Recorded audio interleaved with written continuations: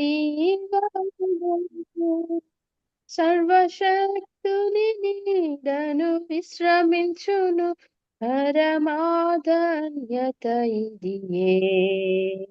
సర్వశక్తుని నీడను విశ్రమించును పరమాధన్యత ఇదియే. తన రెక్కల క్రిందాశ్రయము తన రెక్కలతో కప్పును. తన రెక్కల క్రిందాశ్రయము తన రెక్కలతో కప్పును. ఆయనే నా ఆశ్రయం నా కోటయు దుర్గమును. ఆయన సత్యము నా కేడెమును నే నమ్ముకొను దేవుడు. ఆయన సత్యము నా కేడెమును నే నమ్ముకొను దేవుడు. తన రెక్కల క్రిందాశ్రయము తన రెక్కలతో కప్పును. తన రెక్కల క్రిందాశ్రయము తన రెక్కలతో కప్పును. పగటి బాణముకైనా రాత్రి భయమునకైనా చీకటిలో తిరుగు తెగులుకైనా నేనేమి భయపడను. చీకటిలో తిరుగు తెగులుకైనా నేనేమి భయపడను. తన రెక్కల క్రిందాశ్రయము తన రెక్కలతో కప్పును. తన రెక్కల క్రిందాశ్రయము తన రెక్కలతో కప్పును. 10,000 కుడి ప్రక్కన కూలినను దయచూపు దేవుడు నీకుండా అపాయము రాదు. దయచూపు దేవుడు నీకుండా అపాయము రాదు. తన రెక్కల క్రిందాశ్రయము తన రెక్కలతో కప్పును. తన రెక్కల క్రిందాశ్రయము తన రెక్కలతో కప్పును. ఈ ప్రభువాశ్రయమే యెహోవా నివాసం. అపాయము తెగులు నీ గుడారం సమీపించవు. అపాయము తెగులు నీ గుడారం సమీపించవు. తన రెక్కల క్రిందాశ్రయము తన రెక్కలతో కప్పును. తన రెక్కల క్రిందాశ్రయము తన రెక్కలతో కప్పును. నీతు మగంబులలో నిన్ను దూతలు కాయును. పాదములకు రాయి తగులకుండా నిన్నెత్తుకొందురు. పాదములకు రాయి తగులకుండా నిన్నెత్తుకొందురు. తన రెక్కల క్రిందాశ్రయము తన రెక్కలతో కప్పును. తన రెక్కల క్రిందాశ్రయము తన రెక్కలతో కప్పును. కొదమా సింహములా నాగుపాముల ననచెదవు. అతడు నా నామము నెరిగేను, అతని తప్పించెదను. అతడు నా నామము నెరిగేను, అతని తప్పించెదను. తన రెక్కల క్రింద ఆశ్రయము, తన రెక్కలతో కప్పును. తన రెక్కల క్రింద ఆశ్రయము, తన రెక్కలతో కప్పును. అతడు నన్ను ప్రేమించెన్, నామము నా మొరపెట్టెన్. అతని విడిపించి ఘనపరతున్, అతనికి ఉత్తరమిత్తున్. అతని విడిపించి ఘనపరతున్, అతనికి ఉత్తరమిత్తున్. తన రెక్కల క్రింద ఆశ్రయము, తన రెక్కలతో కప్పును. తన రెక్కల క్రింద ఆశ్రయము, తన రెక్కలతో కప్పును. అందరికి వందనాలు. వందనాలు. చక్కని పాటమ్మా. మనకందరం తెలుసు 91వ కీర్తనలో ఉన్నటువంటి కీర్తన అంతా పాట రూపంలో చక్కగా పాడారు మంచి స్వరంతో. అవును, మన ప్రభు సర్వోన్నతుడు, మహోన్నతుడు. ఆయన రెక్కల క్రింద మనకు ఆశ్రయము, ఆయన రెక్కలతో మనల్ని కప్పేవాడుగా ఉన్నాడు. ఏ అపాయం, ఏ తెగులు మన గుడారాలు సమీపించకుండా భద్రపరిచే దేవుడు. ఆయనే నా ఆశ్రయం, నా కోట, దుర్గమని, నేను నమ్ముకున్న దేవుడు అని చెప్తూ రాస్తున్నాను. 1000-10,000 కుడి ప్రక్కన కూలిన, పగటి బాణమైన, రాత్రి భయమైన, చీకట్లో తిరిగే తెగులైన, ఏనున్న దయచూపు దేవుడు మనకుంటే అపాయమేమి రాదని తెలుపుతున్నాడు. మన ప్రభు ఆశ్రయంగా ఉంటే మన గుడారాలకి ఏ అపాయాలు గాని, ఏ తెగుళ్ళు గాని సమీపించమని, మన మార్గాల్లో మనల్ని దూతలు కాపాడతాయని, పాదాలకు రాయి తగలకుండా మనల్ని ఎత్తుకుంటాయని, పొదం సింహాలని, నాగుపాముల్ని మనం అణచగలం. కారణం అతడు నా నామం నెరిగను కనుక అతన్ని తప్పిస్తానని ప్రభు వాగ్దానం చేస్తున్నాడు. అతడు నన్ను ప్రేమించను గనుక నేను అతన్ని తప్పిస్తాను. అతడు నా నామం నెరిగిన వాడు గనుక నేను అతన్ని ఘనపరుస్తాను. అతడు నాకు మొరపెట్టగా అతనికి ఉత్తరం ఇస్తాను. అతడు శ్రమలో తోడై ఉండి అతన్ని విడిపించి అతన్ని గొప్ప చేస్తాను. దీర్ఘాయువు చేత అతన్ని నింపుతానన్న చక్కటి అర్థం కలిగిన చక్కటి పాటను మంచి చక్కగా పాడిన సుధా శ్యామ్ సిస్టర్ కి మన ఎస్టర్ ప్రేయర్ వారియర్ గ్రూప్ తరఫున వందనాలు తెలియజేసుకుంటున్నామమ్మా. వందనాలు సిస్టర్. ఇప్పుడు సుధా శ్యామ్ వందనాలమ్మా. సుధా శ్యామ్ సిస్టర్ గారే మనకి వర్తమానం అందిస్తారమ్మా. అందరం మ్యూట్ లో ఉండి చక్కగా దేవుని వాక్యాన్ని విందాము. సిస్టర్ గారికి సమయాన్ని అప్పగిస్తున్నాము. చెప్పండి అమ్మా వాక్యం. ప్రభునామమున మీ అందరికీ నా ప్రేమ వందనాలండి. మరొకమారు మీ మధ్య వాక్యాన్ని ధ్యానించే అవకాశం ప్రభు అనుగ్రహించిన దాన్ని బట్టి ఆయనకు స్తోత్రములు. అలాగే నన్ను జ్ఞాపకం చేసుకున్న దాన్ని బట్టి కూడా మీ అందరికీ వందనాలు. ఈ దిన ధ్యానంగా కీర్తనలు 118, 15వ వచనం చదువుతాము. కీర్తనలు 118, 15వ వచనం. నీతిమంతుల గుడారములలో రక్షణను కూర్చిన ఉత్సాహ సునాదము వినపడును. నీతిమంతుల గుడారములలో రక్షణను కూర్చిన ఉత్సాహ సునాదము వినపడును. సో నీతిమంతుల గుడారాలలో ఒక సునాదం వినిపిస్తుంది అని ప్రభు మనకి సెలవిస్తున్నాడు. అది రక్షణను కూర్చిన ఉత్సాహ సునాదం అని కూడా మనకి వినిపిస్తుంది ఇక్కడ. సో కొంతమంది వ్యక్తులని మనం ఇక్కడ ఎగ్జాంపుల్ గా తీసుకొని నేనైతే కొన్ని గృహాలని, కొంతమంది వ్యక్తుల్ని మేము ధ్యానిస్తూ వస్తున్నాను. అలాగే ఈ రోజు కూడా ఒక వ్యక్తిని, ఒక గృహాన్ని మనం దర్శిద్దామండి. అందరికీ తెలిసినదే న్యాయాధిపతులు 11వ అధ్యాయం న్యాయాధిపతులు 11వ అధ్యాయంలో మొదటి నుంచి చదువుకుందాము.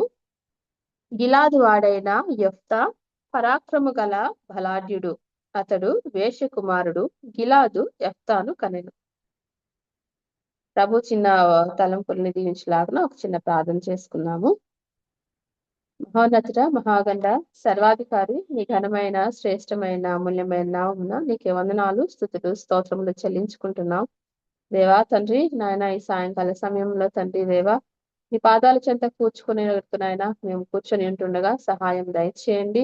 దేవా తెలిసిన వాక్యంలే నీ గ్రంథం నుంచి నాయన మరొకసారి తండ్రి మేము మననం చేసుకుంటుండగా మాకు ఏది అవసరమో తండ్రి నాయన దేవా మీరు మా కొరకు ఏది సిద్ధపరిచి ఉంచారో హృదయాలను తాకులాగిన తండ్రి మీరే మాతో మాట్లాడమని సహాయం దయచేయమని మా ప్రభువును రక్షకుడగు యేసుక్రీస్తు శ్రేష్టమైన నామమున అడిగి వేడుకొని ప్రార్థిస్తున్నాము తండ్రి. ఆమేన్. ఆమేన్. ఇక్కడ చూసినట్లయితే గిలాదు వాడైన యెఫ్తా. యెఫ్తా గురించి దేవుడు మొట్టమొదటి వాక్యం ఏ రాయించాడండి? పరాక్రమము గల బలాఢ్యుడు. తర్వాత అతడు వేశ్య కుమారుడు. గిలాదు యెఫ్తాను కనెను. ఒక్క వచనంలో ఆయన గురించి చెప్తున్నారు. మనుషులైతే ఒక మనిషిని పరిచయం చేసేటప్పుడు వాళ్ళ బలహీనతని ఎత్తి పడతారు కానీ ప్రభు అయితే ఎప్పుడైనా సరే ఆయన ఒకరిని పరిచయం చేసినప్పుడు వారిలో ఒక ఉన్న విశిష్టతని మనకి ఎప్పుడు కూడా గుర్తు చేస్తూ ఉంటారు. అదే యెఫ్తాలో ఉన్న విశిష్టత ఏంటంటే అతను పరాక్రమం గల బలాఢ్యుడంట.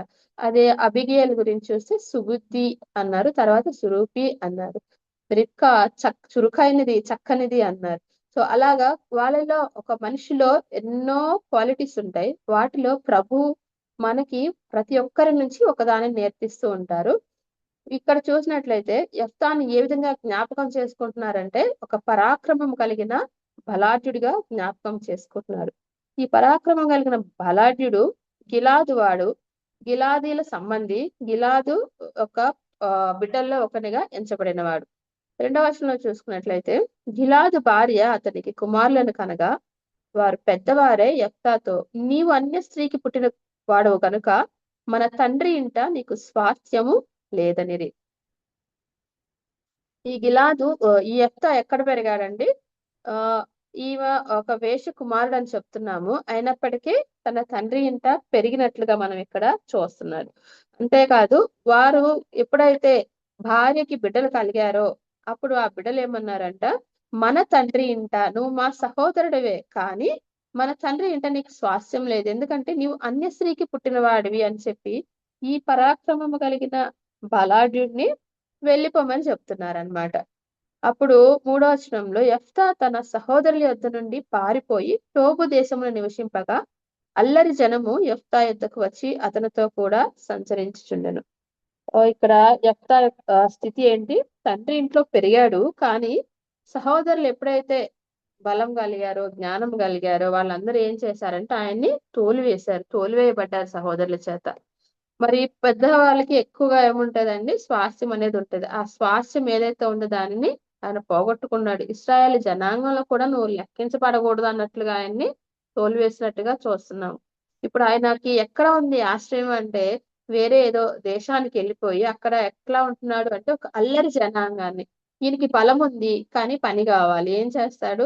ఇంకెవరెవరో ఏదేదో వచ్చేసి ఇచ్చే పనులు చేసుకుంటూ ఆ అల్లరి జనాంగంతో కూడా కలిసి సంచరిస్తున్నట్లుగా మనం చూస్తున్నాం. తన నివాసాన్ని కోల్పోయాడు, తన ఐడెంటిటీని కూడా కోల్పోయిన యెఫ్తాని చూస్తున్నాం అన్నమాట ఇక్కడ. అయితే ఇదే రోజులలో ఇశ్రాయేల్ యొక్క పరిస్థితి ఎలా ఉంది అంటే న్యాయాధిపతులు 10వ అధ్యాయం చూసుకున్నట్లయితే 6 నుంచి 9 దాకా చూద్దాము. ఇశ్రాయేలీలు యెహోవా సన్నిధిని మరలా దుష్ప్రవర్తనులైరి. వారు యెహోవాను విసర్జించి ఆయన సేవ మానివేసి బయలులు, అస్తారోతులు అను సిరియనుల దేవతలను, సీదోనీయుల దేవతలను, మోయాబీల దేవతలను, అమ్మోనియుల దేవతలను, ఫిలిష్తీయుల దేవతలను పూజించుచు వచ్చిరి. యెహోవా కోపాగ్ని ఇశ్రాయేలీల మీద మండగా ఆయన ఫిలిష్తీయుల చేతికిని అమ్మోనియుల చేతికిని వారిని అప్పగించెను కనుక వారు ఆ సంవత్సరం మొదలుకొని ఇశ్రాయేలీలను అనగా యోర్దాను అవతలనున్న గిలాదునందలి అమోరీల దేశములలో కాపురమున్న ఇశ్రాయేలీలను 18 సంవత్సరములు చితకగొట్టి అణిచివేసిరి.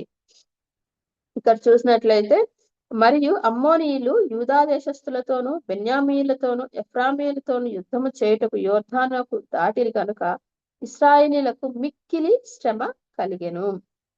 ఇశ్రాయేలీయులు ఆయన సన్నిధిని దుష్ప్రవర్తనలుగా ఉన్నారు. ఆయనను అసలు విసర్జించి ఆయన సేవించడమే మానివేసిన స్థితిలో ఉన్నారు. అంతేకాక బయలు దేవతల్ని, ఏ దేవతలను అయితే మీరు ఆశ్రయించకూడదు అని ఖచ్చితంగా చెప్పాడో వాటన్నిటిని ఆశ్రయించి వాటిని పూజిస్తూ వస్తున్నారు. వాటిని హత్తుకున్న వారుగా చూస్తున్నారు. దీనిని బట్టి యెహోవా దేవుని కోపం రగులుకొని వాళ్ళని అమ్మోనీయులకి అప్పగించినట్లుగా మనం చూస్తున్నాం అన్నమాట. వాళ్ళు ఏ విధంగా చేశారంటే 18 సంవత్సరాలు వారిని చితక కొట్టి అణిచివేశారంట. మామూలుగా అణిచివేయడం కాదు, చితక కొట్టి అణిచివేసినట్లుగా చూస్తున్నాం. ఈ 18 సంవత్సరాల్లో వారికి ఎలా ఉన్నారంటే తర్వాత 10వ వచనం నుంచి చూస్తే మిక్కిలి శ్రమ కలిగింది. ఆ శ్రమలో అప్పుడు ఇశ్రాయేలీయులు మేము నీ సన్నిధిని పాపము చేసి ఉన్నాము అని చెప్పి అప్పుడు మొరపెడుతున్నారు. పశ్చాత్తాపం పొందాము అని చెప్పేసి మొరపెడుతున్నప్పుడు దేవుడు మరి ఎంతగానో జాలిగల దేవుడు కదండి. వాళ్ళు మొరపెట్టగా ఆయన రక్షింపను అని చెప్తున్నాడు ఒకసారి. చూడండి 13లో చూస్తే, అయితే మీరు నన్ను విసర్జించి అన్య దేవతలను పూజించితిరి కనుక నేను ఇకను మిమ్మల్ని రక్షింపను. పోయి మీరు కోరుకున్న దేవతలకు మొరపెట్టుకొనుడి. మీ శ్రమ కాలమున అవి మిమ్మల్ని రక్షించునేమో అని ఇశ్రాయేలుతో సెలవిచ్చారు. మరి ఆయనకి ఎంత కోపం అండి, ఎంత రోషము గల దేవుడండి. వాళ్ళని ఎంత శ్రమల నుంచి ఎన్ని అద్భుత కార్యాలు చేస్తే విడిపించి తీసుకొని వచ్చి నేను ఒక మంచి దేశంలో నిన్ను ఉంచితే నువ్వేం చేసావు? ఆయనని విసర్జించావు. ఆయనని వెంబడించక అన్య దేవతలు వెంబడించినప్పుడు మరి ఆయనకు రోషం గల దేవుడే కదా. వాళ్ళని శ్రమకు అప్పగించినప్పుడు వాళ్ళు మొరపెడితే వాళ్ళ పాపమును గుర్తు చేస్తున్నారు అనమాట. మీరు ఇది చేశారు కదా, ఇప్పుడు వెళ్ళి ఆ దేవతలే మిమ్మల్ని కాపాడితే వెళ్ళి మీరు వారికే మొక్కండి, వారికే మొరపెట్టుకోండి అంటుంటే అప్పుడు ఇశ్రాయేలు దేవుడు మేము పాపము చేసి ఉన్నాము, నీ దృష్టికి ఏది అనుకూలమో దాని చొప్పున మాకు చేయము, దయచేసి నేడు మమ్మల్ని రక్షింపమని చెప్పి యెహోవాను సేవింపవలనని తమ మధ్య నుండి అన్య దేవతలను తొలగింపగా ఆయన ఆత్మ ఇశ్రాయేలీయులకు కలిగిన దురవస్థను చూచి సహింపలేకపోయాను. వారి పాపము చేసి ఉన్నామని ఒప్పుకున్నారు, పశ్చాత్తాపడ్డారు. అంతేకాదు దేని వలన ఈ కీడంతా సంభవించిందో వాటన్నిటిని వారి నుంచి ఆ అన్య దేవతలన్నిటి నుంచి తొలగించగా అప్పుడు ఆయన ఆత్మ మళ్ళీ ఎలా ఉంది, ఇశ్రాయేలు కలిగిన దురవస్థను చూచి సహింపలేకపోయింది అనమాట. సలిలంగా మనం కూడా బిడ్డల మాట విన్నప్పుడు ఒక దెబ్బేస్తాము, నువ్వు వెళ్ళు నా మాట వినట్లేదుగా అని కూడా తోసేస్తున్నప్పుడు వాళ్ళు మనల్ని ఎంతగా హత్తుకుంటారో కదా. ఇంకెప్పుడు ఆ మాట నీ మాట వినకుండా ఉండను, లేకపోతే ఇంకెప్పుడు ఆ పని చేయను, ప్లీజ్ మమ్మీ అని పట్టుకుంటే మనకు కూడా చాలా జాలి వస్తుంది, ప్రేమ వస్తుంది. అలాగే మన ప్రభువు కూడా ఇశ్రాయేలుని తోసివేయలేదు, కాదనలేదు. అలా దురవస్థను చూసి మళ్ళీ ఆయన సహించలేకపోయినట్లుగా మనం చూస్తున్నాం. ఇక్కడ ఇశ్రాయేలు వారు తీసుకున్న నిర్ణయం వారిని మరలా దేవునికి దగ్గర చేసినట్టుగా ఉంటుంది. అలాగే 11:6లో చూస్తే మరి ఇంత నిర్ణయం తీసుకున్న వాళ్ళు ఏం చేశారంటే 18లో జనులు గిలాదు పెద్దలు అమ్మోనీయులతో యుద్ధం చేయబూను వాడెవడో వాడు గిలాదు నివాసులందరికీ ప్రధానుడెవరని ఒకరితో ఒకరు చెప్పుకున్నారంట. వాళ్ళు ఒక తీర్మానానికి వచ్చారు. తీర్మానానికి వచ్చి ఈ 18 సంవత్సరాలు చూడండి, వారిని కాపాడే వారే అక్కడ లేరన్నమాట, ఆ దేశంలో లేరు. ఎంతమంది ఆ ఇశ్రాయేలు జనాంగంలో అమ్మోనీయులతో యుద్ధం చేసి వాళ్ళని రక్షించగలిగిన వారు ఎవ్వరూ కూడా అక్కడ వాళ్ళకి కనిపించలేదు. అప్పుడు వాళ్ళకున్న ఒకే ఒక ఆప్షన్ ఎవరంటే 11:6 చూద్దాము. గిలాదు పెద్దలు టోబు దేశము నుండి యెఫ్తాను రప్పించుటకు పోయి నీవు వచ్చి మాకు అధిపతివై ఉండుము, అప్పుడు మనము అమ్మోనీయులతో యుద్ధము చేయదమని యెఫ్తాతో చెప్పిరి. ఇక్కడ చూస్తే వీళ్ళంతా కూడా ఒక నిర్ణయానికి వచ్చేసి యెఫ్తాను మళ్ళా పిలిపిద్దాము అని చెప్పేసి పిలిపించుకున్నారు. 8వ వచనం చూస్తే అప్పుడు గిలాదు 7 చూసినట్టయితే అందుకు యెఫ్తా మీరు నా యందు పగపట్టి నా తండ్రి ఇంట నుండి నన్ను తోలివేసితిరే, ఇప్పుడు మీకు కలిగిన శ్రమలో మీరు నా యొద్దకు రానేలా అని గిలాదు పెద్దలతో చెప్పాను. ఇక్కడ చూస్తే తండ్రి ఇంటి నుంచి తోలివేయబడడంలో ఆ గిలాదు పెద్దల యొక్క పాత్రను కూడా మనం ఇక్కడ జ్ఞాపకం చేసుకోవచ్చు అన్నమాట. ఎవరు తోలివేశారని చెప్తున్నారు? మీరు తోలివేశారు, నా యందు పగబట్టి నా తండ్రి ఇంటి నుండి నన్ను తోలివేశారు అని చెప్తున్నాడు అనమాట. కీర్తనలో 94వ అధ్యాయం 20వ వచనం చూద్దామండి. 94వ అధ్యాయం 20వ వచనంలో, కట్టడ వలన కీడు కల్పించి దుష్టుల పరిపాలనతో నీకు పొందు కలుగునా అంటున్నాడు. చాలా మంది వారి కట్టడలని చెప్పి, ఆజ్ఞలని చెప్పి వాళ్ళు ఆ దేశం మీద కావచ్చు, ఆ గ్రామం మీద కావచ్చు రుద్దేసి, అది అన్యాయమైన, బలత్కారమైన ఏదైనా సరే వాళ్ళు చేసే వాళ్ళుగా ఉన్నారు. కీడును కల్పించే దుష్ట పరిపాలనలో ఉన్నట్టుగా వారు కూడా ఉన్నారు అని చెప్తున్నారనమాట. సో అట్లాంటి ఒక కట్టడ చేసి ఏం చేశారు, ఈయన్ని బలవంతంగా తోలివేశారు మీరు నన్ను అని చెప్పేసి, పగబట్టి నా యందు తోలివేశారు అని చెప్పేసి ఇక్కడ ఒక మాట యెఫ్తా చెప్తున్నాడన్నమాట. సో చాలా మంది హ్మ్. కొంతమంది కుటుంబాల్లో కావచ్చు, లేకపోతే సంఘాల్లో కావచ్చు, మనసులో ఒక ఉద్దేశాన్ని పెట్టుకొని మిగతావన్ని బ్లాక్ చేయడానికి కానీ, ఇట్లాగా చేస్తూ ఉండొచ్చు. కానీ ప్రభు అయితే ఆహ్, వాటన్నిటిని కూడా అధిగమించి మనకి పైనున్నవాడిగా కనిపిస్తాడన్నమాట. ఇక్కడ పెద్దలు ఒక ఆఫర్ ఏమిచ్చారు ఆయనకి, "నువ్వొచ్చి యుద్ధం చేస్తే మా తరపున నువ్వే పెద్దవవుతావు" అని చెప్పేసి చెప్తారన్నమాట. అప్పుడు గిలాదు పెద్దలు, "అందుచేతనే మేము నీ యొద్దకు మళ్ళీ వచ్చితిమి. నీవు మాతో కూడా వచ్చి అమ్మోనీయులతో యుద్ధం చేసిన యెడల గిలాదు నివాసులమైన మా అందరి మీద నీవు అధికారివవుదని" యెఫ్తాతో అనేది. చూడండి, అర్హతే లేదు. అసలు ఇంట్లో నీకు స్వాస్థ్యం లేదు. ఈ ఇంట్లో నువ్వు ఉండడానికే వీలు లేదని తోసివేశారు. అన్నదమ్ములు, పెద్దలు అందరూ కలిసి తోసివేసిన వ్యక్తి ఇప్పుడు ఎలా ఉన్నాడు? ఆ వ్యక్తి దగ్గరికే ప్రభు వారిని మరలా నడిపించారు. ఆ దేశంలో ఉన్న అంత జనాభాలో కూడా వారిని ఆదుకోగలిగిన వ్యక్తే లేదని చెప్పి వారు తోసివేసిన వారి వైపు ప్రభువు నడిపించినట్లుగా చూస్తున్నాం. కీర్తనలు 118, 22లో, ఇల్లు కట్టువారు నిషేధించిన రాయి మూలకు తల రాయి ఆయను. ఇప్పుడు అసలు నువ్వు ఇంటికి పనికిరావని తోసేశారు. కానీ ఇప్పుడు మమ్మల్ని అందరినీ రక్షించాలి, నీవే దిక్కు అని చెప్పేసి ఆయనకి వెళ్ళి విజ్ఞాపన చేసేవారిగా, అడిగేవారిగా చూస్తున్నాం అన్నమాట. అలా కీర్తనలు 88వ అధ్యాయం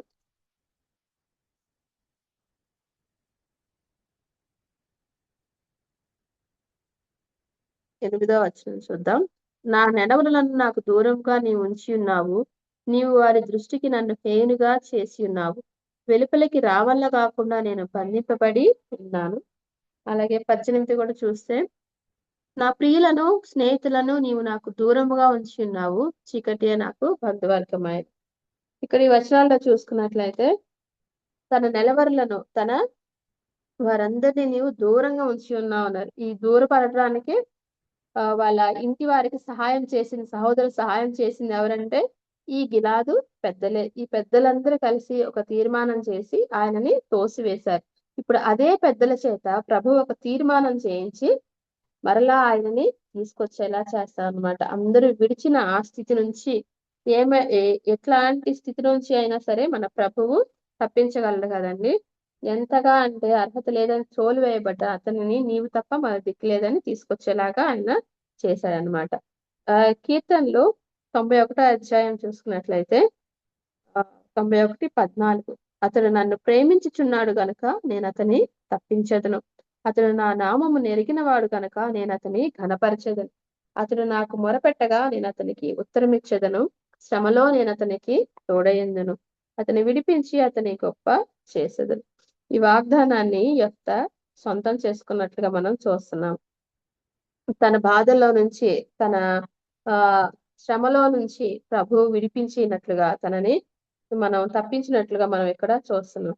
మనుషులైతే మన యొక్క పుట్టుకను బట్టి వెలివేస్తారు, మన యొక్క చదువును బట్టి, మన యొక్క సంపదలను బట్టి, వీటన్నిటిని ఫిజికల్ గా ఉండే ఒక అర్హతలను బట్టి వారు వెలివేస్తారు, దగ్గరికి తీస్తారు. కానీ మనల్ని పుట్టించిన ప్రభువు అవేమి చూడడు. ఏం చూస్తాడు? తన హృదయం ఎలా ఉంది మాత్రమే చూస్తాడనమాట. ఆ హృదయాన్ని బట్టే ఆయన ఒకరిని లేవనెత్తుతాడు. ఆ హృదయాన్ని బట్టే ఒకరిని ఆయన కృంగదీసేవారుగా ఉంటారు.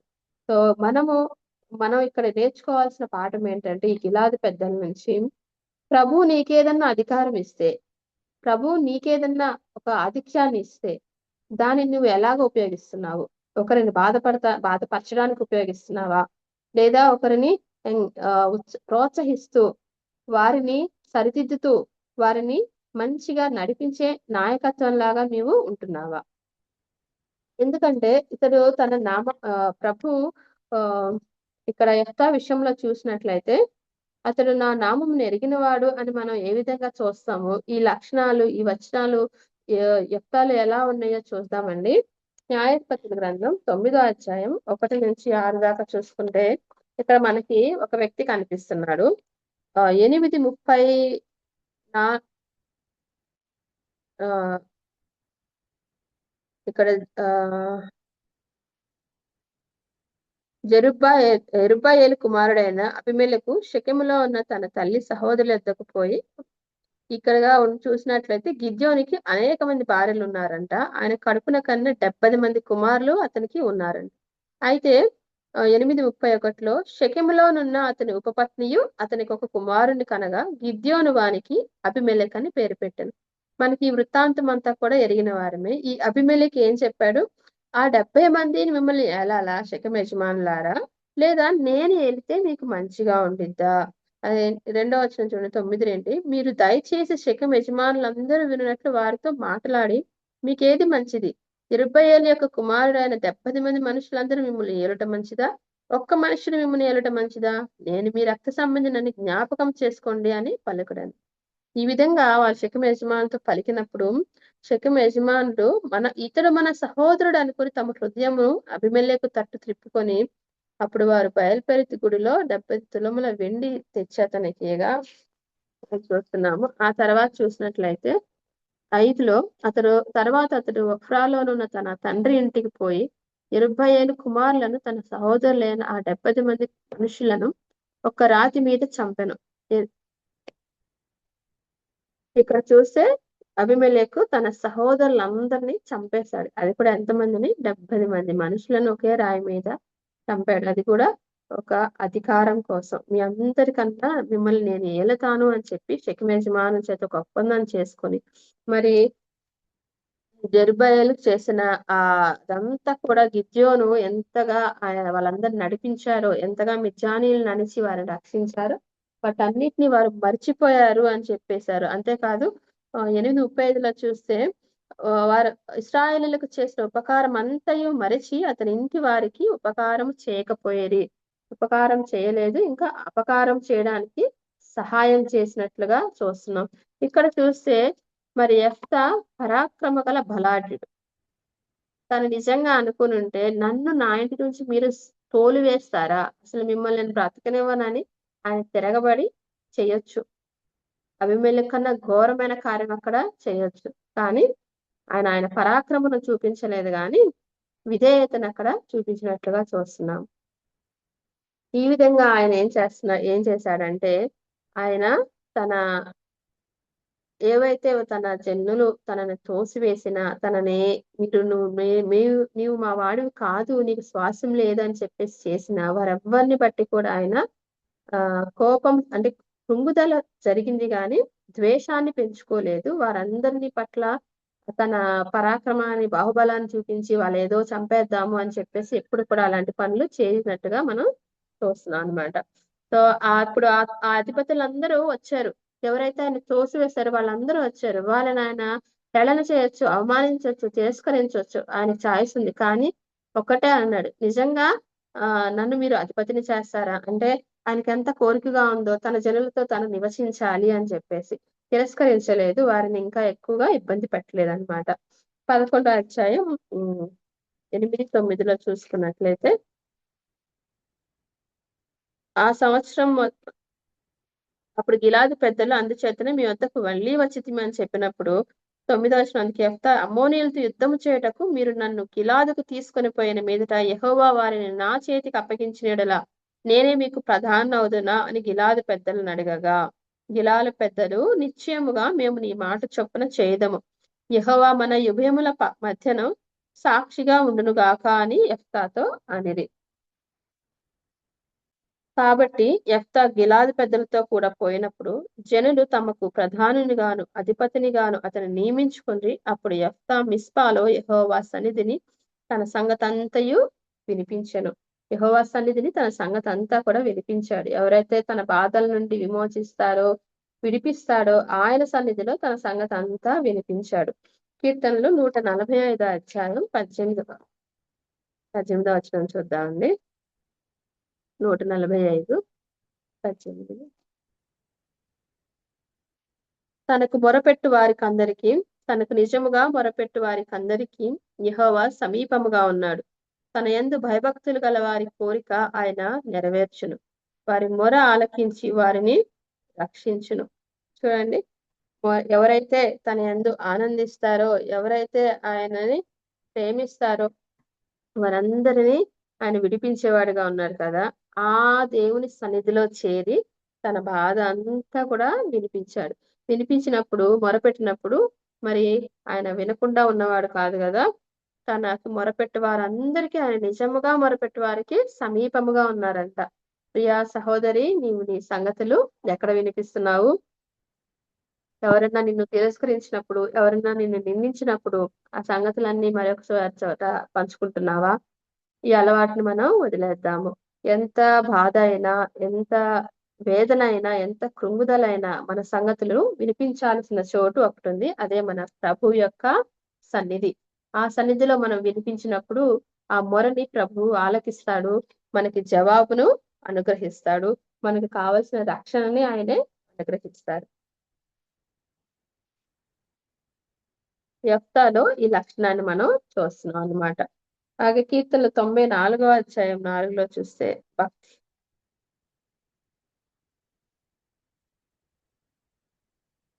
యెహోవా తన ప్రజలను ఎడబాయవాడు కాడు, తన స్వాస్థ్యమును విడనాడువాడు కాడు.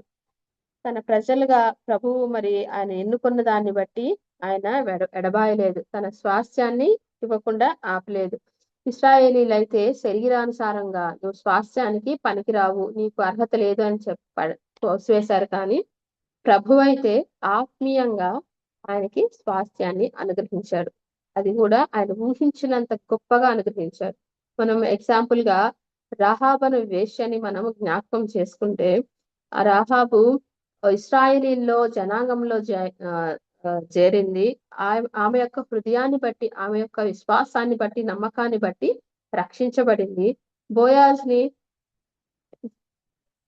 పొందుకున్నట్లుగా మనం చూస్తాం అన్నమాట. మరి రాహాబు అనే వేష ప్రభు వంశావళిలో చేరింది. అక్కడ వేష అని రాయలేదు, రాహాబుకు ఇలాగ సల్మానుని బోయజ్ను కనును అని రాసింది. సో మన యొక్క బలహీనత కాదు, కానీ ప్రభు మన విశ్వాసాన్ని చూసేవాడిగా ఉన్నాడని రాహాబుని మనం జ్ఞాపకం చేసుకోవచ్చు. అలాగే ఇక్కడ చూసే యెఫ్తాలకు కూడా ఈయన ఒక వేష కుమారుడు అని చెప్పి ఆయన్ని తరివేశారు. కానీ ప్రభు అయితే నువ్వు ఊహించిన దానికన్నా అధికంగా నేను చేస్తాను, నువ్వు కుటుంబాల్లో శ్వాసత లేదా బాధపడద్దు, నువ్వు ఆ జనుల అందరికీ కూడా ప్రధానిగా చేస్తానని చెప్పి ప్రభువు మనల్ని కూర్చునిబెట్టిగా చూస్తాము. యెఫ్తా దేవుని యొక్క న్యాయాన్ని జరిగించే వారిలో ఒకటిగా నిలిపాడు అనమాట.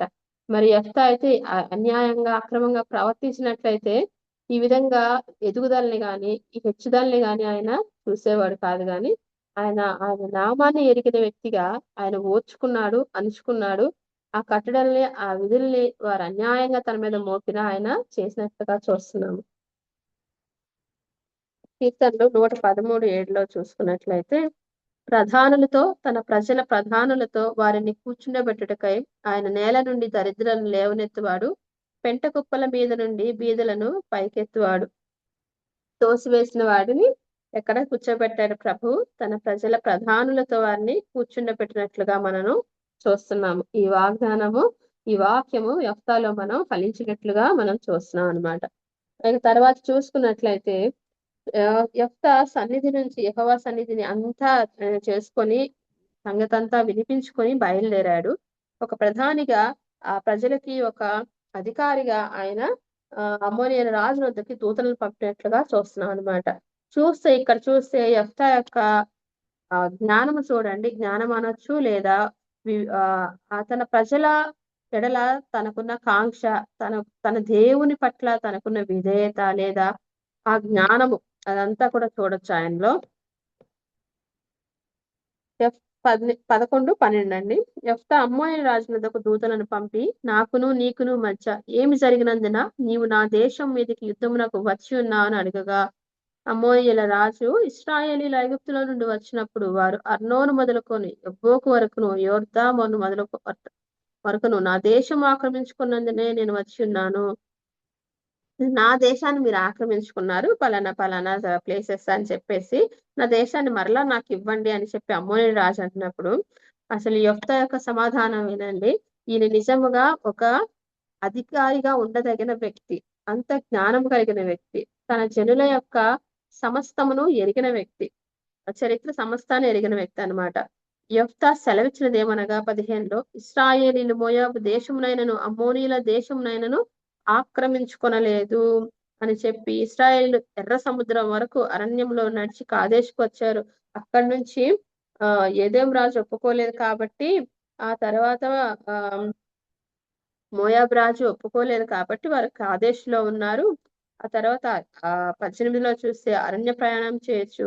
ఇలాగా చూడండి అసలు వాళ్ళు ఏ విధంగా ఇశ్రాయేలీల ప్రయాణం జరిగిందో దానిని కంప్లీట్ గా ఆయన తెలిసిన వ్యక్తి, జ్ఞాపకం ఉంచుకున్న వ్యక్తిగా చూస్తున్నాం అనమాట. అంటే తన ప్రజల యొక్క కష్ట నష్టాలు గాని, బాధలు గాని, దేవుడు ఏ విధంగా వారిని నడిపించాడో, ఎక్కడెక్కడి నుంచి తీసుకుని వచ్చాడో, ఏ రాజుల చేతిలో తీసుకుని వచ్చాడో, వాటన్నిటినీ తెలుసుకున్న వ్యక్తి.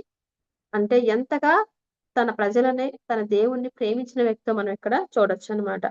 అంత పర్టికులర్ గా చెప్పేసి 26లో చూస్తే ఇశ్రాయేలీలు హెష్బోన్లోను దాని ఊరుల్లోను, అరోయేరులోను దాని ఊరుల్లోను, అర్నోను తీరముల పట్టణమునిట్లోను 300 సంవత్సరముల నుండి నివసించుచుండగా ఆ కాలమున నీవేళ వాటిని పట్టుకొనలేదు. ఎన్ని ఇయర్స్ నుంచి ఉంటున్నారండి? 300 ఇయర్స్ నుంచి ఉంటున్నారు ఇశ్రాయేలీలు. ఆ టైంలో నువ్వు పట్టుకోలేదే, ఈ రోజు ఎందుకు వచ్చావు అని చెప్పేసి చెప్తున్నారు. అంటే ఈ 300 సంవత్సరాల చరిత్రని, ఇశ్రాయేల్ని విడిపించిన ఆ దేవుని యొక్క మహత్యాన్ని ఎరిగిన యెఫ్తా, ఆయన తన నామమును ఎరిగిన యెఫ్తా, తన ప్రభావమును ఎరిగిన యెఫ్తా, తన ప్రజల బాధలను గాని వారి విమోచనలు గాని తెలుసుకున్న యెఫ్తాగా మనం ఇక్కడ చూస్తున్నాం అనమాట.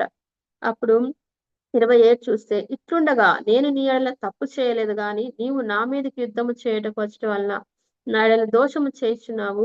న్యాయాధిపతి అయిన యెహోవా ఎలాంటి వాడని యెఫ్తా ఎరిగి ఉన్నాడు, న్యాయాధిపతి అని ఎరిగి ఉన్నాడు.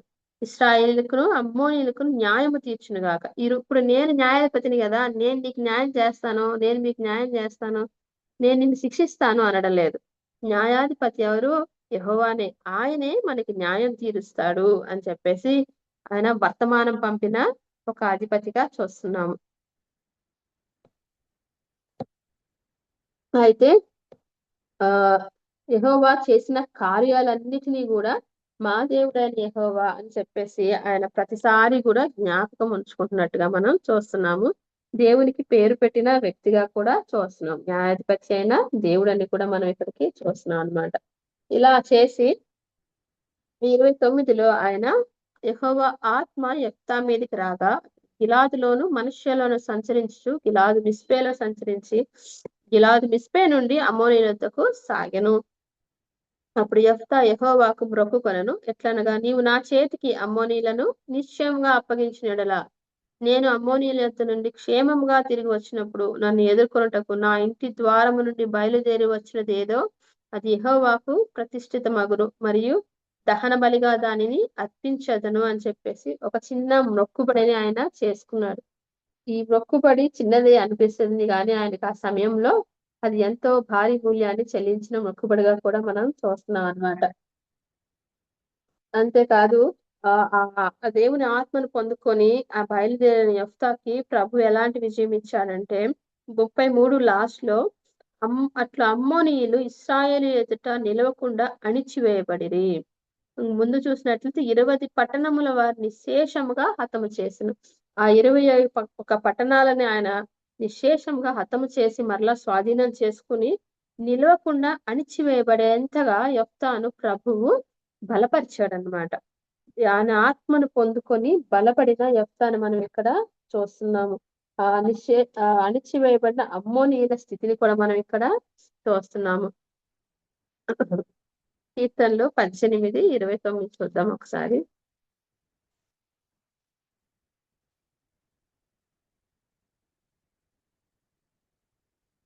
నీ సహాయం వల్ల నేను సైన్యమును జయించును, నా దేవుని సహాయం వల్ల ప్రాకారమును దాటుదును. ఎక్కడ కూడా యొక్క నా పరాక్రమం, నా బలము, నా యొక్క స్థితి నేను చేస్తున్నాను అని అనలేదు. నా దేవుడు, నా ప్రభువు, నా యొక్క బలం అని ఎక్కడ చెప్పుకోలేదు. కానీ ఆయన సహాయం వల్లనే, ఆయన ఆత్మ నడిపింపు ద్వారానే బలాన్ని పొందుకొని విజయాన్ని పొందుకున్న యెఫ్తాని ఇక్కడ చూస్తున్నాము. ఇక్కడతో యెఫ్తాని ఇంతవరకు మనం చూసాము. తర్వాత చూసినట్లయితే ఎంతో జయాన్ని పొందుకొని ఇంటికి వచ్చిన యెఫ్తాకి ఒక సమస్య ఎదురైందనమాట. యెఫ్తా మిస్పాలను తన ఇంటికి వచ్చినప్పుడు అతని కుమార్తె తంబురతోనూ నాట్యములతోనూ బయలుదేరి అతనిని ఎదుర్కొనెను. ఆమె గాక అతనికి మగ సంతానమే గాని ఆడ సంతానమే గాని లేదు. ఒకే ఒక సంతానం, ఓన్లీ డాటర్. ముద్దు బిడ్డ ఎంత గారంగా చూసుకుంటారు కదా. బిడ్డలే లేనప్పుడు ఒక్క ఆడబిడ్డ పుట్టినా మగపిల్ల పుట్టినా ఎంతో సంతోషం. ఆ ఒకే ఒక కుమార్తె అంట ఆయన జయం పొంది వస్తున్నప్పుడు ఆయన ఎదుర్కోవడానికి తంబురతోనూ నాట్యంతోనూ బయలుదేరి ఎదుర్కొనిందంట. అయితే అది సంతోషించే విషయమే కదా, కానీ యెఫ్తా విషయంలో అది సంతోషించే విషయం కాదు. 35 చూస్తే, కాబట్టి అతడు ఆమెను చూచి తన బట్టలను చింపుకొని, అయ్యో నా కుమారి, నీవు నన్ను బహుగా కృంగదీసితివి, నీవు నన్ను తల్లడింప చేయువారిలో ఒకతివై ఉన్నావు. నేను యెహోవాకు మాట ఇచ్చి ఉన్నాను కనుక వెనుక తీయలేననగా. ఏం చేసిందని ఈమె ఏం చేసింది అంటున్నాడు? బహుగా కృంగదీసితివి అంటున్నాడు. తల్లడింప చేయువారిలో ఒక్కతివైతే అన్నాడు. ఇక్కడ మన బిడ్డలను బట్టి మనం ఎప్పుడు కృంగదల కలిగి ఉంటాము, ఎప్పుడు తల్లడిల్లిపోతాం అంటే, వారు తన మార్గంలో తప్పిపోతే, వారి ప్రవర్తన తప్పిపోతే, బాగోకపోతే అప్పుడు మనం తల్లడిల్లిపోతాం, కృంగుదలకి గురవుతాం, వారిని బట్టి వారిని నిందించినప్పుడు గాని అలాంటి సమయాల్లో. కానీ ఇక్కడ యెఫ్తా కుమార్తె తన తండ్రిని ఎదుర్కొన్న దాన్ని బట్టే, నువ్వు నన్ను కృంగదీశావమ్మా, నన్ను తల్లడింప చేసేవారు ఎంతో మంది ఉన్నారు, వారిలో నువ్వు కూడా ఒక దానివైపోయావా అని చెప్పేసి అంటున్నాడు. తన మొక్కుబడి వల్లనే ఇదంతా కూడా జరిగినట్లుగా మనం చూస్తాం అన్నమాట. మన మొక్కుబడుల గురించి చూసినట్లయితే సామెతలు 20:25లో ఒక వచనం ఉంది కదా. వివేక ప్రతిష్ఠితమని చెప్పుటయు, మొక్కుకున్న తర్వాత దాన్ని గూర్చి విచారించుటయు ఒకనికి ఉరియగును. ఇప్పుడు ఒక్క కుమార్తె ఆయన మొక్కింది ఏంటంటే,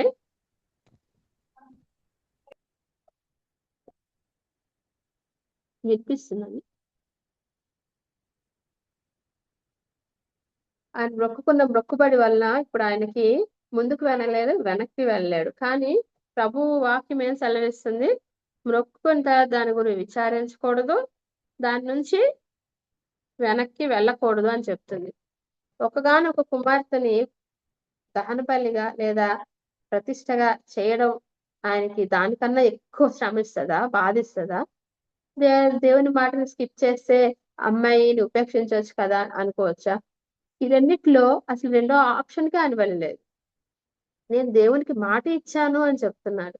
ఎందుకంటే నువ్వు ఎంతగా కాపాడాలనుకున్న ఆ బిడ్డని, ఆ బిడ్డ యొక్క ఆ బిడ్డ విషయంలో దేవుని యొక్క చిత్తాన్ని మనం ఎప్పుడు కూడా మార్చలేము. కలులోముగా మనం చేయాల్సిన ప్రార్థన ఏమిటంటే, నీ చిత్తంలో నా బిడ్డ ఉండాలి, నీ సన్నిధిలో నా బిడ్డ ఉండాలి, నీ కొరకు నా బిడ్డ పెరగాలి, తన చుట్టూ నీ యొక్క కావలి ఉండాలి. ఈ వాటిలే మనం ఎక్కువగా ప్రార్థించాల్సిన వారిగా ఉన్నాం. నీ కాపుదల్లో ఉండాలి, నీ కంచెలో ఉండాలని మనం ప్రార్థిస్తాం. ఎందుకంటే దాని నుంచి బయట నువ్వు ఎన్నిగా మానవ ప్రయత్నాలు చేసినా గాని అవి ఫలించవు, అవి అన్ని కూడా వ్యర్థమే. ఇప్పుడు యెఫ్తా అధికారే, తను కావాలంటే తను మాటని వెనక్కి తీసుకొని అసలు మాటని ఇవ్వలేదు అని కూడా చెప్పిన ఎవరు ఏం చేయలేరేమో. కానీ యెఫ్తా ఆ విధంగా ఎప్పుడు కూడా చేయలేదు. ఎందుకంటే ప్రసంగిలో చెప్తారు కదా, 5 ప్రసంగి 5వ అధ్యాయం 4 చూస్తే, నీవు దేవునికి మొక్కుబడి చేసుకునేలా దానిని చెల్లించుటకు ఆలస్యం చేయకము, బుద్ధిహీనులందు ఆయనకి ఇష్టం లేదు. నీవు మొక్కుకునే దానిని చెల్లించుము, నీవు మొక్కుకొని చెల్లింపకుండుట కంటే మొక్కుకొనకుండుటయే మేలు అంటున్నారు. అంతేకాదు ఇంకొకసారి చూస్తే ద్వితీయోపదేశకాండం చూస్తే, అది నీకు పాపం అయింది, ఆయన నీ నుంచి ఎలా అయినా దాన్ని రాబడతాడు అని మనం చెప్తున్నాం అనమాట. సో దేవునికి ఎప్పుడు కూడా మనం ఆ పరీక్ష పెట్టకూడదండి. నేను ఇవ్వను అని వెనకేస్తే దేవుడు ఇంకా 4 అడుగులు వెనక్కేసి లాగి కొడతాడు అనమాట మనల్ని. సో ఎట్లనే దగ్గరికి తీసుకుంటా, శ్రమపడి నువ్వు కష్టాలు పాలయ్యి అది నాకు ఏడుస్తూ ఇస్తావా, లేదా సంతోషంగా నువ్వు నాకు ఏదన్నా మొక్కుకుంటే దాన్ని ఇస్తావా అని చెప్పేసి ప్రభు అడుగుతున్నాడు. ఇప్పుడు ఈయనైతే ఇచ్చే విషయంలో సంతోషం లేదు, కానీ అది నెరవేర్చాల్సిన మాట, ఆ ప్రభువుకి ఇచ్చిన మాట అన్నమాట. సో తన కుమార్తెను కాపాడుకోవడానికి దేవునికి విరోధంగా ఎట్లాంటి పాపం చేయడానికి ఆయన ఒప్పుకోలే, అసలు ఆ ఆలోచన కూడా ఎఫ్తాకి లేదు. మరి ఆమె కుమార్తె కూడా ఎలాంటిదంటే, ఆమె నా తండ్రి యెహోవాకు మాట ఇచ్చింటివా, నీ నోటి నుండి బయలుదేరిన మాట చొప్పున నాకు చేయు. అసలు ఏమి మొక్కుకున్నాడో నీకు తెలుసా, తెలియదా? ఏమి తెలియదు, కానీ నీ నోటి నుంచి ఒక మాట వచ్చిందా, మొక్కుకున్నట్లుగా చెయ్యి. ఎందుకంటే యెహోవాని శత్రువులైన అమ్మోనీయుల మీద పగ తీర్చుకుని ఉన్నాడని అతనితో చెప్పింది. తండ్రి యొక్క మాటకి లోబడినట్లుగా మనం అక్కడ చూస్తున్నాం. ఈ రోజుల్లో మన పిల్లలు చిన్న వాటిలో కూడా మనతో విభేదిస్తున్నట్టుగా మనం చూస్తాం. ఎక్కడా కూడా విధేయత గాని లేదా మనం చూడం అనమాట. అసలు ఒబీడియన్స్ అనేది చూడాలన్నా చాలా కష్టంగా అయిపోతుంది. అంత గారాబంగా ఫస్ట్ మనమే పెంచుతాం అనమాట. అడిగిందల్లా ఇచ్చేసి మనమే వాళ్ళని స్పాయిల్ చేసి తర్వాత ఒక్కొక్క దినాన్ని మనం ఏమంటాం, నా మాట వినడం లేదండి, మీరున్నా చెప్పండి బ్రదర్ అంటే. మనం పెంచడమే అలా పెంచేసి ఆ తర్వాత ఎవరి దగ్గరకో తీసుకెళ్ళి మీరు వినడం లేదు చెప్పండి అంటే అది ఎంత దేవునికి అవమానమనే చెప్పుకోవాలి. ఎందుకంటే మనం వాళ్ళని సరైన రీతిలో పెంచలేదని మనం ఒప్పుకోవాల్సిన స్థితి అన్నమాట.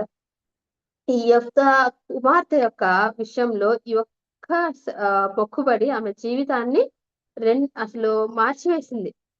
ఏక సంతానం, అధిపతి కూతురు. అబ్బా ఇప్పుడు ఆమె అనుకుంటే ఇంకా ఎంత గొప్పవారితో మ్యారేజ్ చేసి ఉండొచ్చు, ఇంకా ఎంతగా ఇదిగా చేసి ఉండొచ్చు. కానీ ఇప్పుడు ఆమె ఏం చేయబడాలి, దేవునికి ప్రతిష్ఠించబడాలి. తన జీవితం అంతా కూడా ఒక్కసారిగా తలకిందులైన ఆ మాటకి ఆమె కట్టుబడి సంతోషంగా అంగీకరించింది. ఎందుకంటే అది ఇచ్చినది ఆ దేవాది దేవునికి, ఆయనకి మనం ఇచ్చేటప్పుడు ఎప్పుడు కూడా సనుగుకొనకూడదు అని చెప్పేసి.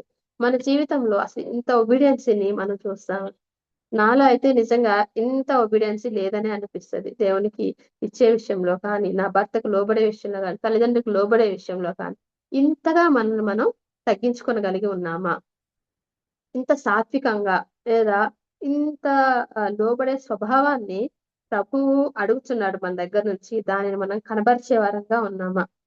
ఇది మనం కలిగి ఉంటేనే, తల్లులుగా మనం కలిగి ఉంటేనే మన బిడ్డలకు మనం నేర్పించగలము. దేవుని ఎరిగిన బిడ్డ, దేవుని ఘనపరిచిన బిడ్డగా మనం ఇక్కడ చూస్తున్నాం. ఎందుకంటే ఆమె జీవితంలో ఆమె తన తండ్రిని చూసింది, తన ప్రయాణాన్ని చూసింది, తన దుఃఖాన్ని, తన కృంగుదలని, అలాగే దేవుడు ఏ విధంగా తనని లేపాడో ఇవన్నీ కూడా చూసిన బిడ్డగా, దేవుడు ఎంత ఘనుడో, మనం ఎంతగా ఆయనకి మహిమ ప్రభావాలు చెల్లించాలో ఎరిగిన ఒక యెఫ్తా కుమార్తెను మనం ఇక్కడ చూస్తున్నాం. ఈ అమ్మాయి గురించి రాసిన దానిలో ఆమె కన్యక, 40వ వచనంలో చూస్తే ఆమె పురుషుని ఎరగనే లేదు అని చెప్తున్నాను అనమాట. చూడండి, ఆమె 38లో చూస్తే ఆమె తన కన్యాత్వం గురించి కలాపించదని చెప్పేసి చెప్తున్నారు. ఇక్కడ చూస్తే ఒక 90s లో ఎక్కువగా ఈ ఆచారం ఉండేదంటండి క్రిస్టియన్స్ లో. అంటే మన దేశంలో కాదు కానీ ఫారిన్ కంట్రీస్ లో ప్యూబర్టీ రింగ్ అని చెప్పేసి అంటారు. అంటే ఒక రింగ్ ని ఒక యవ్వన దశలోకి వస్తున్న ఒక కుమార్తెకి ఇస్తారనమాట, పెడతారు వాళ్ళ డాడీ. సో ఆమె దానిని ఎట్లా అంటే ఒక వాగ్దానం లాగా ధరించింది అనమాట. సో నా యొక్క పవిత్రతని నేను కాపాడుకుంటాను అని చెప్పేసి. ఎప్పుడైతే ఆమెకి నిశ్చయమయ్యి వివాహ సమయంలో ఆ రింగ్ తీసి అప్పుడు ఆ పెళ్లి చేసుకున్న అతను పెడతాడు అనమాట. ఆ వరుడు ఆ రింగ్ తన మ్యారేజ్ రింగ్ ని పెడతాడు. సో అది ఏంటంటే ఆ అమ్మాయి తన జీవితంలో తన పవిత్రతని తను కాపాడుకుంటుంది అనే దానికి ఒక గుర్తుగా ఆ రింగ్ అనేది ఉంటుంది అని చెప్పేవాళ్ళు అనమాట. సో ఈ రోజుల్లో నిజంగా మనం ఆ రింగ్ కానీ మనం ఎంతమంది చేతులకు పెడితే ఎంతమంది దాన్ని కాపాడుకునేలా ఉంటున్నారు. చాలా మంది బిడ్డలు యవనస్తులు ఉద్యోగాల కోసమని వచ్చి వాళ్ళు ఏం చేస్తున్నారో, వారి జీవితాలు ఎలా తలకిందులు చేసుకుంటున్నారో కూడా మనం చూస్తున్నప్పుడు చాలా బాధగా అనిపిస్తుంది అనమాట. యెఫ్తా కుమార్తె మరి పెరిగిన వాతావరణం చూస్తే 18 సంవత్సరాలు ఆయన తోలివేయబడ్డట్టుగా చూసాం కదా. ఆ 18 సంవత్సరాల్లో ఒక అమ్మాయి, ఒక అల్లరి జనాల మధ్య పెరిగిన ఒక అమ్మాయి తన పవిత్రతని కాపాడుకున్న స్థితిని మనం ఇక్కడ చూడొచ్చు. సో వాళ్ళ నాన్న చుట్టూ ఎవరున్నారని మనం చూస్తాము, అల్లరి జనంతో కూడి సంచరిస్తున్నాడని మనం చూస్తున్నాం. అలాంటి దానిలో కూడా ఆమె తన పవిత్రతని కాపాడుకున్న స్త్రీగా చూస్తున్నాం. అదే దీనా విషయంలో చూస్తే తన తల్లిదండ్రుల మధ్య, తన సహోదరుల మధ్య చక్కగా గారాభంగా పెరిగిన బిడ్డ, ప్రత్యేకంగా పెరిగే బిడ్డ ఏం చేసింది, ఈ లోకము ఆ ఊరోళ్ళు ఎలా ఉన్నారో చూద్దామని వెళ్ళింది. ఆ ఊరి వారు ఎలా ఉన్నారో చూద్దామని వెళ్ళి తన పవిత్రతని తను పోగొట్టుకుంది, తన ఇంటికి అవమానం తెచ్చింది, తన తండ్రికి తన అన్నలకి చాలా ఘోరమైన దుష్కారం చేసే విధంగా ఆమె ఇచ్చేసింది అనమాట. కానీ యెఫ్తా కుమార్తె యొక్క ప్రత్యేకత చూడండి, అల్లరి జనాల మధ్య ఉన్నా సరే, ఆ యొక్క ఊరికి దూరంగా ఉన్న అంటే తన జనులకు దూరంగా ఉన్నా సరే తన పవిత్రతని తను కాపాడుకున్న వ్యక్తిగా చూస్తున్నాం. ప్రియమైన సహోదరి చెల్లెలు, నీలో ఈ ప్రత్యేకత ఉందా? మనం అన్ని చోట్లకి మన ప్రత్యేకతని కలిగే ఉండాలి. అది జాబ్స్ దగ్గరకైనా, చదువుకున్న దగ్గర అయినా, మనం ఉండే హాస్టల్స్ లో అయినా, ఎక్కడైనా సరే ఇంత ప్రత్యేకంగా మనం కనబడాలి. నిజమే, నీ ప్రత్యేకతను బట్టి వారు నిన్ను కొంతగా ద్వేషించవచ్చు, కొంతగా ఇబ్బంది పెట్టొచ్చు, ఎగతాళి చేయవచ్చు. కానీ ఆ ప్రత్యేకత నీలో పవిత్రతని కాపాడుతుంది. కాబట్టి దేవుడు ఇచ్చే ఆ యొక్క ప్రత్యేకతని, పవిత్రతని కాపాడుకునే బిడ్డగా మనం ఇక్కడ ఉండాలి. లోకాన్ని చూసి వెళ్ళి లోకంలో కలిసిపోయే విధంగా ఉండకూడదు. కానీ ఎక్కడ ఉన్ననో గాని మనం ప్రత్యేకంగా ఉండాలని మనం జ్ఞాపకం చేసుకోండి ప్రియ సహోదరి. ఇశ్రాయేలు స్త్రీ వాళ్ళ హెయిర్ ని కూడా టై చేసుకుంటారు, ముడి కట్టుకుంటారు. వారి వెంట్రుకల సొగసును కూడా బయట వారికి చూపించడానికి ఇష్టపడరంట. మరి ఇశ్రాయేలు స్త్రీలకి వారసులంగా మనం చెప్పుకుంటున్నప్పుడు మన డ్రెస్సింగ్ ఎలా ఉంటుంది, మన యొక్క వ్యవహారం ఎలా ఉంటుంది, మన పనులు ఎలా ఉంటున్నాయి, దేవుని ఘనపరిచే విధంగా ఉంటున్నామా, వీరు కూడా మా వంటి వారే అనిపించే విధంగా ఉంటున్నామా? నీ యొక్క డిగ్నిటీని నువ్వు కాపాడుకున్నప్పుడే ప్రభువును కూడా నువ్వు ఘనపరుస్తావు. ఎందుకంటే వీళ్ళు వాళ్ళు అనేం లేదు, ఒకేలా ఉన్నారు అనే విధంగా మనం డ్రెస్సింగ్ చేసేసుకుంటే నీ యొక్క ప్రత్యేకత ఏముంది? నీ ప్రభు యొక్క ప్రత్యేకత ఏమున్నది? నువ్వు ప్రభుని గురించి ఏం చెప్పగలవు వాళ్ళతో? ఒకసారి ఆలోచన చేసుకుందాం.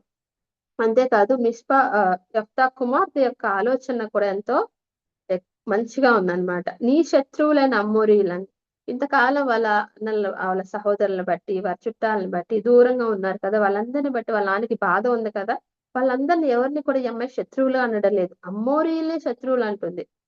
నీ శత్రువులను అమ్మోరీల మీద దేమిచ్చాడు నాన్న, సో మనం దేవునికి ఇచ్చిన మాట నిలబెట్టాలి అంటుంది. ఎంత చక్కని కుమార్తెని ప్రభు యెఫ్తాకు అనుగ్రహించాడు కదా. ఇక్కడ చూసినట్టయితే యెఫ్తా కుమార్తె, యెఫ్తా పేరు మాత్రమే ఉంటుంది, యెఫ్తా కుమార్తె. అసలు యెఫ్తా భార్య గురించి ఎక్కడా కూడా మనకి ప్రస్తావన ఉండదు. కానీ కుటుంబాన్ని ముఖ్యంగా ఒక ఆడపిల్లని తీర్చిదిద్దేది తల్లే కదండి. ఆ తల్లిదండ్రులు ఆ బిడ్డ యొక్క జీవితాన్ని ప్రభావితం చేసే విధంగా ఉంటారు కదా. మరి మన బిడ్డలను కూడా ఆ విధంగా పెంచేవారిగా ఉన్నాం. ఏ విధంగా పెంచాలని ప్రభు కోరుకుంటున్నారు? మనందరికి తెలిసిన వచనం కీర్తన 144లో ఉంది కదా, 12వ వచనంలో, మా కుమారులు తమ యవ్వన కాలమందు ఎదిగిన మొక్కల వలె ఉన్నారు, మా కుమార్తెలు నగరుకాయ చెక్కిన మూల కంబముల వలె ఉన్నారు. కుమారులను అయితే ఎలా పెంచాలి, కుమార్తెలను అయితే ఎలా పెంచాలో అని ప్రభు చెప్తున్నాడు. ఇక్కడ చూస్తున్నాం, నగరకాయ చెక్కబడిన ఒక మూల కంబముగా ఇక్కడ యెఫ్తా కుమార్తెను మనం చూస్తున్నాం అన్నమాట. యెఫ్తా ఇశ్రాయేలుకి 9వ న్యాయాధిపతిగా 6 సంవత్సరాలు ఏలినట్టుగా మనం చూస్తాం. మరి యెఫ్తా కుమార్తె ఎలా ఉంది? 11:40లో చూద్దాం. ఆమె పురుషుని ఎరగనే లేదు. ప్రతి సంవత్సరమున ఇశ్రాయేలీల కుమార్తెలు 4 దినములు గిలాద్ దేశస్థుడైన యెఫ్తా కుమార్తెను ప్రసిద్ధి చేయుట కద్దు. ఒక అమ్మాయి పుడితే నాకు 2 అమ్మాయిలేనండి, ఒక అబ్బాయి లేడే అని చెప్పేసి అనేవాళ్ళు చాలా మంది ఉంటారు. నాకు ఎవరో ఒకరు ఉన్నారు, దేవుడు ఇచ్చాడు కదా, నాకు సంతోషాన్ని మేము అనుకుంటాం అనమాట. సో ఎందుకంటే తర్వాత ఇంకొకరు ఉండరు కదా, జనరేషన్ అనేది ఉండదు కదా అని చెప్పేసి, ఇంటి పేరును మోసుకెళ్లే వారసులు కావాలి అని చెప్పి అనుకునే దానిలో మనం ఉన్నాం. సో ఇలాంటి జనరేషన్ లో ఆడపిల్ల ఎటు అమ్మాయికి నెక్స్ట్ ఆయన పేరు ఉంటుందా లేదా అని ఉండొచ్చు, కానీ ఆ పిల్ల కూడా లేదేమో అనుకున్నప్పుడు ఆ పిల్లని ప్రభు తన విధేయతను బట్టి ఎలా నిలిపాడండి? ఇశ్రాయేలులో ప్రభు సన్నిధిలో ఒక స్థిరమైన మూల ఖమ్మముగా నిలిపినట్టుగా చూస్తున్నాం. ఆమె గురించి ప్రతి సంవత్సరం 4 దినాలు ప్రసిద్ధి చేసేవారుగా ఉన్నారంట. మన బిడ్డల పేర్లు నాకు మా తాతయ్య పేరు తెలుసు. ఆ తాతయ్య పేర్లు ఏం తెలీదు. ఎందుకంటే తరానికి పోయినప్పుడు మీరిద్దరు ముగ్గురు కన్నా ఎక్కువగా జ్ఞాపకం ఉంచుకోలేరు. కానీ ఇక్కడ చూసినట్లయితే యెఫ్తా కుమార్తె పేరు తరతరాలకి ఇప్పటికీ మనం జ్ఞాపకం చేసుకుంటున్నాం. అటువంటి ఒక కుమార్తెని ప్రభువు యెఫ్తాకి అనుగ్రహించాడు. సో మన కుమార్తెలు ఎలా ఉంటున్నారు? మన కుమార్తెల్ని మనం ఎలాగా సిద్ధపరుస్తున్నాము? వారిని కూడా మనం ప్రభు కొరకు పెంచుతున్నామా? బైబిల్‌లో ఒకసారి నేను విన్నాను. ఎక్కడైనా పేరు కనపడకపోతే ఆ పేరులో మీ పేరు పెట్టుకొని చూడాలి అని. ఇప్పుడు మా నాన్నగారి పేరు భూషణం గారు. భూషణం గారి కుమార్తె ఏ విధంగా ఉంటుంది? యెఫ్తా కుమార్తెను మనం ఏడ చూసాం. మన కుమార్తెలు మన బిడ్డలు మన పేర్లు పెట్టుకుంటున్నప్పుడు వారంతా గర్వంగా ప్రెజెంట్ చేసుకునేలాగా వారి నడవడి వారి ప్రవర్తన ఉంటుందా? అందరికన్నా మనము ఆ ప్రభువు యొక్క పిల్లలం గదా! ఆయన మా దేవుడు. మేము ఆయన వారము. మేము ఆయన పిల్లలము అని మనం చెప్పుకుంటున్నాం కదా! ఆయనకి మనం ఎలాంటి మహిమను ఇచ్చేవారంగా ఉంటున్నాము. మన బిడ్డలను ఏ విధంగా పెంచేవారంగా ఉంటున్నాం. నా జీవితంలో చూస్తే ఆయన గృహాన్ని కట్టుకునే విధానంలో చూస్తే ఆయనలో ఫస్ట్ మొదటి నుంచి ఏముందండి? అవమానం ఉంది, తిరస్కారం ఉంది, కృంగుదల ఉంది. అల్లరి జనంతో సంచరించే ఒక యెఫ్తాని ప్రభువు ఆయన మనసును బట్టి, హృదయాన్ని బట్టి లేవనెత్తి ఆయన ఆత్మను పొందేవాడిగా చేశాడు. శత్రువుల మీద విజయాన్ని అనుగ్రహించాడు. అంతేకాదు వారందరి మీద ఏలికగా ఆయనని నియమించాడు. దేవుని స్తుతించాడు. ఆ ఇంటి నుంచి ఏమొచ్చినాయండి? ఆ అవమానం. అదే కాకుండా ఇప్పుడు ఏమొచ్చింది? ఒక స్తుతి వచ్చింది. దేవుని స్తుతిస్తూ తంబురలతోనూ, నాట్యాలతోనూ ఆ గృహం నుంచి బయటకు వచ్చింది. వాళ్ళ పాప ఎంత సంతోషంతో ఆ గృహాన్ని ఆయన నింపి ఉన్నాడో గదా! ఆ యొక్క కుమార్తె ఆ తరంలో శారీరకంగా అలాగ ఆగిపోవచ్చు. చాలా మంది బైబిల్ పండితులు దీనికి 2 విధాలుగా చెప్తారు. ఆమెని దేవునికి ప్రతిష్ఠించారు అని ఒకటి. 2 లేదు దహన బలిగా కూడా ఇచ్చి ఉండొచ్చు. ఎందుకంటే యెఫ్తా తను అనుకున్న దాన్ని నెరవేర్చగలిగిన పరిస్థితిలో ఉన్నాడు కాబట్టి దహన బలిగా కూడా ఇచ్చుండొచ్చు అంటారు. కొంతమంది దేవుడు దహన బలిని అర్పించడు.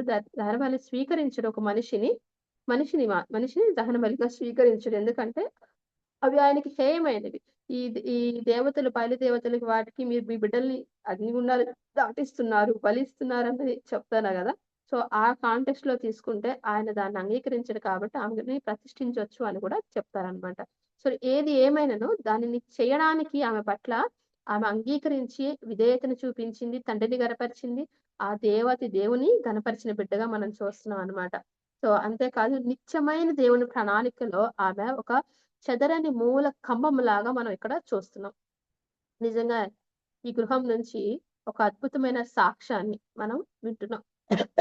హెబ్రీయులకు రాసిన పత్రిక 11వ అధ్యాయం 32లో మనం చూసినట్లయితే విశ్వాసవీరుల పట్టికలో చూస్తే మనం యెఫ్తా యొక్క పేరుని గమనిస్తాం.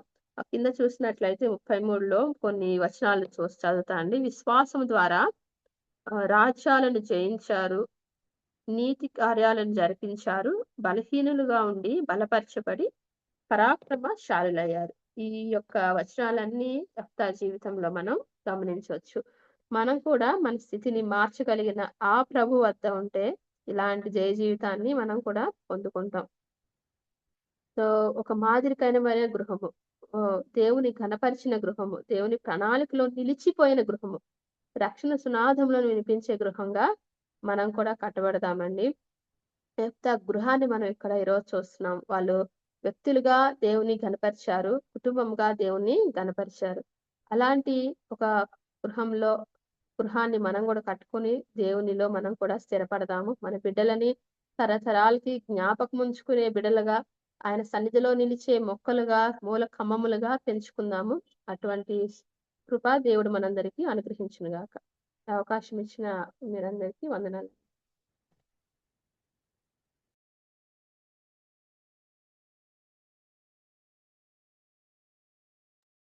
చక్కని వర్తమానం అందించిన సుధా శ్యామ్ సిస్టర్ కి మన ఎస్తేర్ ప్రేయర్ వారియర్ గ్రూప్ తరఫున వందనాలు చెల్లిస్తున్నామమ్మా. ఈ సాయంకాల సమయంలో